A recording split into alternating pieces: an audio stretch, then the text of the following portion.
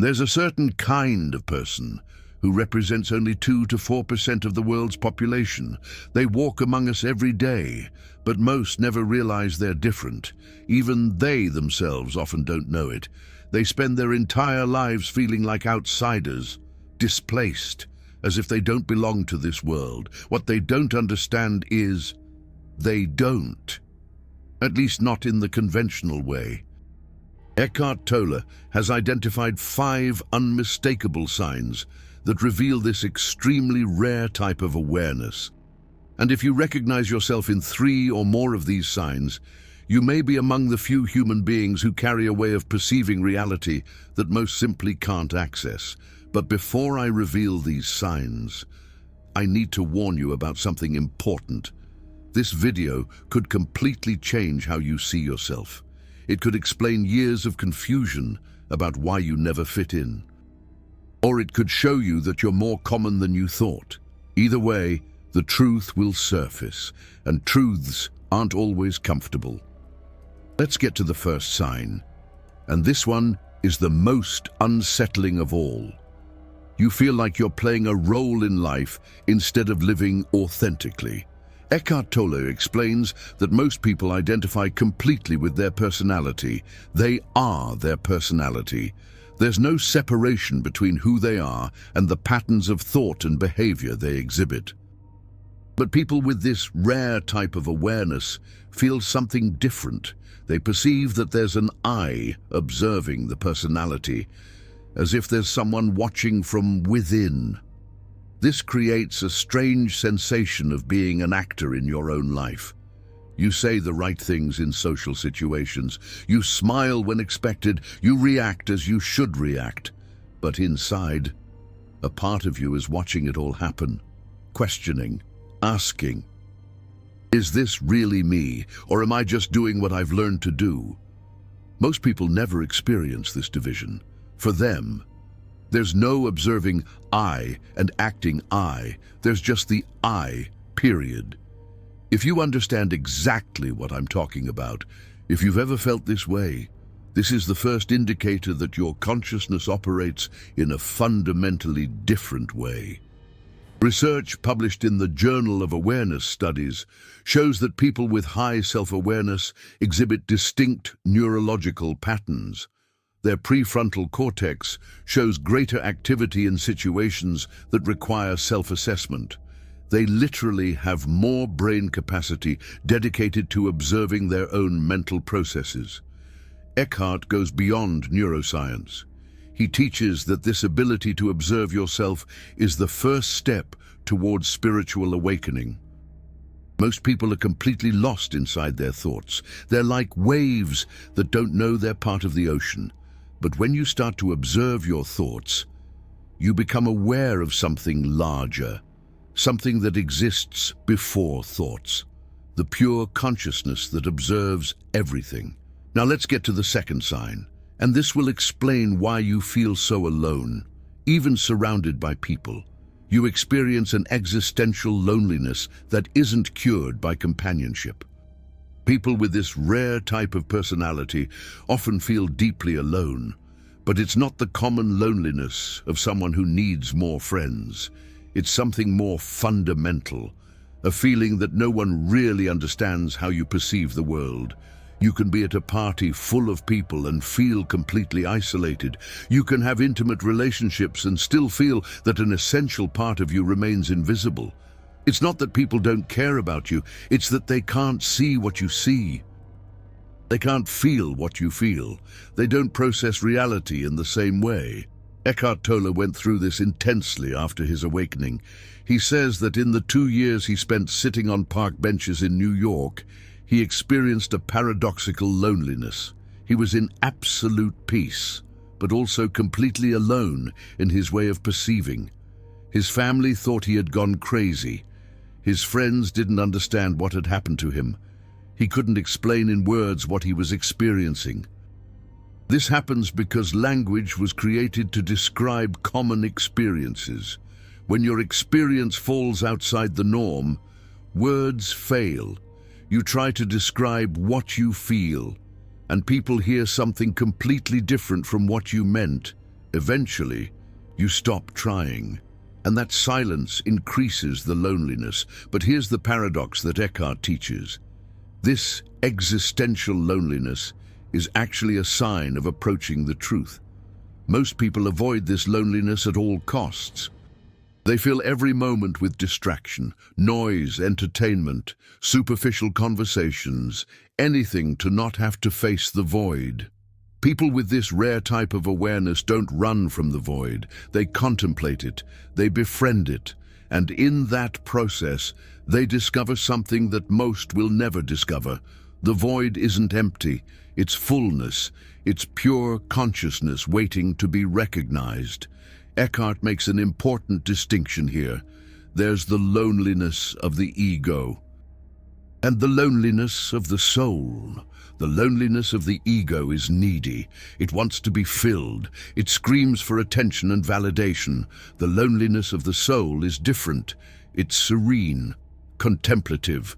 It doesn't want to be filled because it's already complete in itself. Most people only know the loneliness of the ego. That's why they run from it. But people with this rare type of awareness begin to experience the loneliness of the soul. In the beginning, they confuse the two. They think they're suffering, but over time they realize this loneliness doesn't hurt, it nourishes, and it's in it that the greatest revelations happen.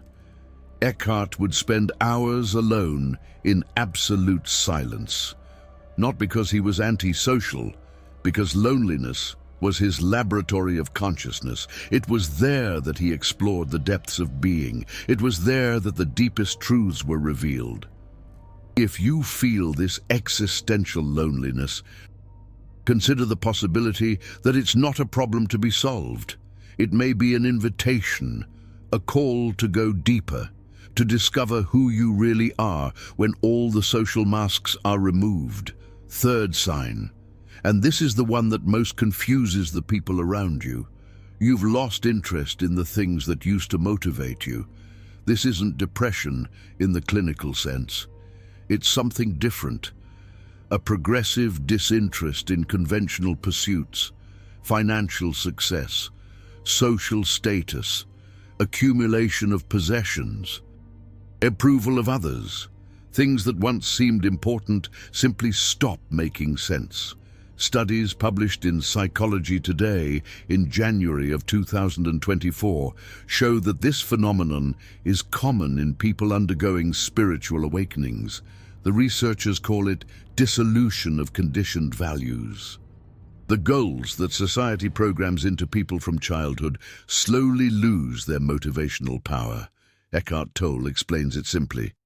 When you begin to realize that the I seeking those things was an illusion, the pursuits themselves lose meaning. It's like discovering you were playing a video game, thinking it was real life. Once you grasp the nature of the game, the urgency to win vanishes. The problem is, to others, you seem to have given up. You appear unmotivated, lazy even. They don't. Understand that you haven't lost motivation. You've transcended a limited form of motivation. The motivation based on ego and lack has been replaced by something deeper. But that something deeper doesn't translate well into conventional goals. People with this rare type of awareness often face difficulty in traditional corporate environments. Not because they aren't capable, but because the reward systems of those environments no longer resonate. Promotions, bonuses, titles, public recognition. None of that moves someone who has already realized that the identity behind those pursuits is illusory. One of Eckhart Tolle's students described it perfectly. He said, "It's like watching everyone running a marathon with great enthusiasm. And you know the finish line doesn't exist, that they're running in circles. You're not being lazy by not running. You simply see what they can't yet see." This can create serious conflicts with family and friends who are still in the race. They pressure you to be more ambitious, to want more, to climb the ladder, and every time you try to explain that it's not a lack of ability but a change of perspective, They don't understand. They think you're having problems, depression, a midlife crisis, any label that explains your behavior without questioning the system itself. But wait, that doesn't mean awakened people do nothing. Eckhart Tolle works, writes books, gives talks, has an organization. The difference is where the action comes from, not from an ego wanting to prove something. It comes from a place of presence that simply responds to what life asks for in the moment. Fourth sign. This will explain why you feel so affected by the suffering of others. You have an empathy that borders on the supernatural. It's not just feeling sorry for someone, it's literally feeling what the other person is feeling, as if their emotions enter your body, as if their pain becomes your pain. Research in neuroscience shows that people with a high level of awareness exhibit greater activity in the insular and anterior cingulate cortex, regions associated with empathy and the perception of internal states. But this goes beyond neurology. Eckhart Tolle teaches that this intense empathy is a reflection of a deeper truth. The sensation of separation between you and others is an illusion created by the ego. When that illusion begins to dissolve, you begin to realize that the suffering of another is your suffering, not metaphorically, literally. Because at the most fundamental level, there is no other. There is only awareness experiencing itself from different points of view. This can be overwhelming. You turn on the TV and see news of tragedies, and it feels like it happened to you. You pass a homeless person on the street, and their pain stays with you for hours. You perceive micro-expressions of suffering in people who are smiling, and wonder why no one else sees it. People with this type of empathy often need to protect themselves, limit exposure to the news, choose carefully the environments where they spend time, not because they're weak, but because they're picking up so much more emotional information than normal people, and processing all of that is exhausting. Eckhart Tolle teaches that the key is not to shut down the empathy. It's to develop the ability to feel without being dragged down, to perceive the suffering without identifying with it, to maintain presence, even when the emotions are intense. This takes practice, but it's possible to feel deeply and remain at peace at the same time. He shares a specific technique for this. When you feel an intense emotion, whether it's yours or absorbed from someone else, stop for a moment. Feel where that emotion is located in your body, chest, stomach, throat. Don't try to change anything, just observe. And then ask, who is perceiving this emotion?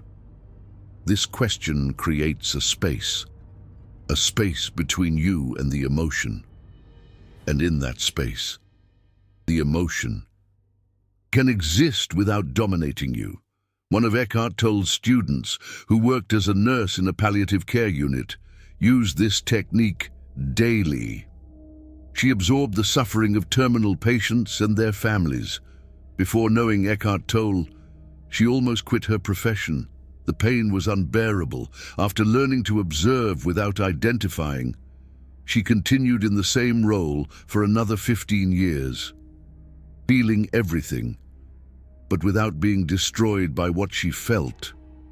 Now for the fifth and final sign, and this is the most revealing of all.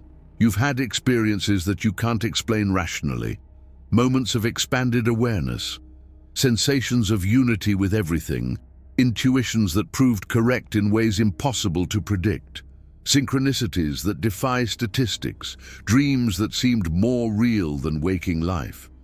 Most people dismiss these experiences, label them as coincidence, imagination, tiredness, anything that allows them to return to the comfort zone of rational thought. But people with this rare type of awareness can't ignore them. They know something real happened, even if they can't prove it to anyone. Eckhart Tolle had such an experience that changed his life completely. That night in 1977, when his ego collapsed, he can't scientifically prove what happened, but he knows. And that inner certainty is stronger than any external validation could be. Studies published in the Journal of Awareness Studies show that mystical or transcendental experiences are more common than previously thought.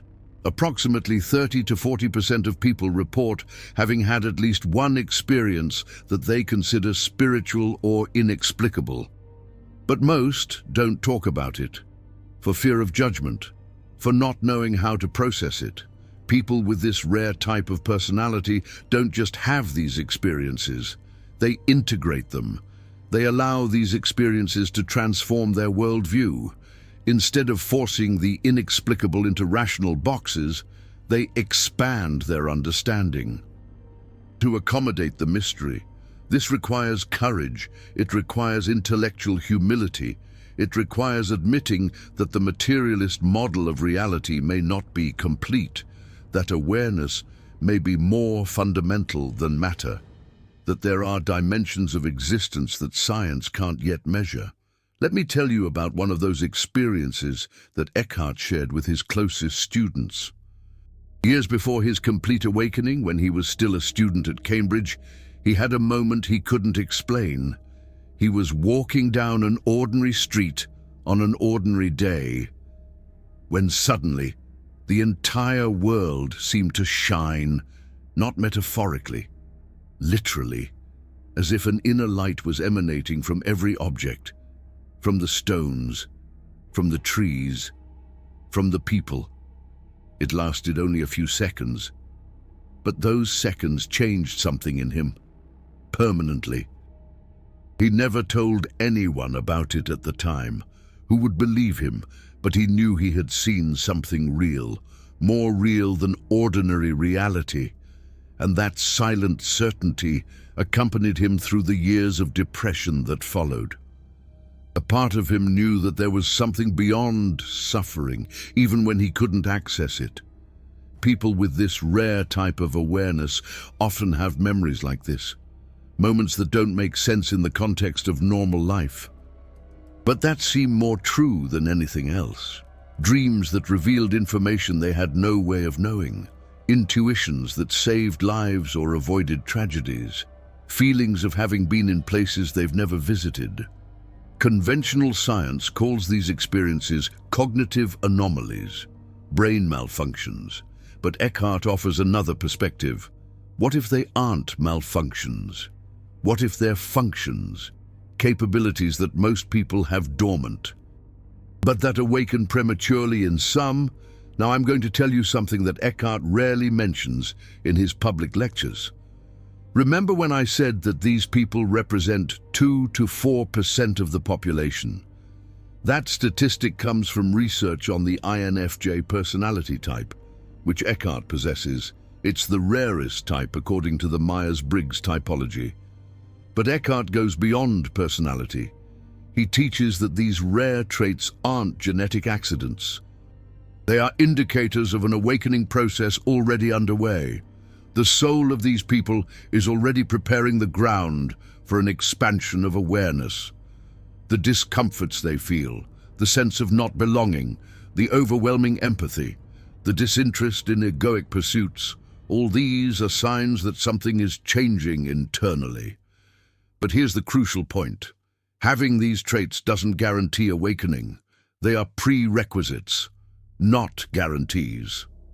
Many people with these characteristics spend their entire lives resisting the process, trying to fit in, suppressing their true nature, medicating the symptoms instead of understanding the message. Awakening happens when you stop resisting, when you embrace your difference instead of fighting against it, when you allow the existential loneliness to lead you inward instead of running to distractions. When you accept that your way of seeing the world may be closer to the truth than the conventional way. Eckhart tells a story about this that few people know. In the early years after his awakening, he tried to go back to normal, tried to get a regular job, tried to fit into society like everyone else, but something inside him resisted. It wasn't laziness. It was an inner voice that said, "This is not for you. You have another purpose." He ignored that voice for a while, tried to force it, but every attempt at normalcy failed. Jobs didn't last. Conventional relationships didn't work. It was as if the universe were conspiring not to let him fit in, until he understood. The difficulty in fitting in was the message. He wasn't destined to live an ordinary life. This doesn't mean that people with this rare type of awareness should abandon everything and sit on park benches for 2 years. Eckhart makes it clear that each person's path is unique. What worked for him may not work for you, but the principle is the same. Stop trying to be who you're not. Accept your rare traits and see where they take you. Now I'm going to give you something practical. If you recognize yourself in 3 or more of these signs, there's an exercise that Eckhart recommends. It's simple, but powerful. For 1 week, observe your thoughts without trying to change them. Don't fight against the existential loneliness. Don't force motivation where it doesn't exist. Don't block your empathy, just observe, like a scientist studying a natural phenomenon.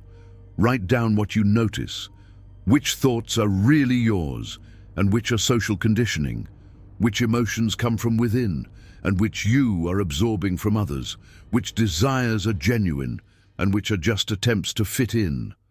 This exercise of observation is the first step to transforming these rare traits from burden to gift. Because once you stop resisting, once you start observing with curiosity instead of judgment, something changes. The same traits that made you feel strange start to reveal your true purpose. The overwhelming empathy becomes the ability to heal. The existential loneliness becomes a portal to deep presence. The disinterest in egoic pursuits becomes the freedom to live authentically.